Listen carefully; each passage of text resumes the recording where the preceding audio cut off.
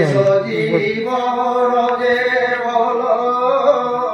ত্রিবিধ কৃষ্ণ উপাসন রজ সাত্বিক তম গুণ তামস ভক্তির কারণ কহিবা এবে নূপ শুণ সে কৃষ্ণ চরণ কমলে যে নাম সংকীর্তন বলে তহি যাহার হুয়ে ভীত সেই নকপট ভক্ত তার অন্তর মলিন কাম কষ্ট হইছিল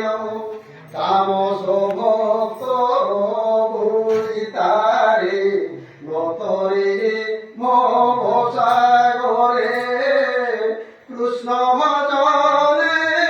হুয়ে রতি আত্মাকু বিশুদ্ধ করন্তি যে নিষ্ঠা শাস্ত্র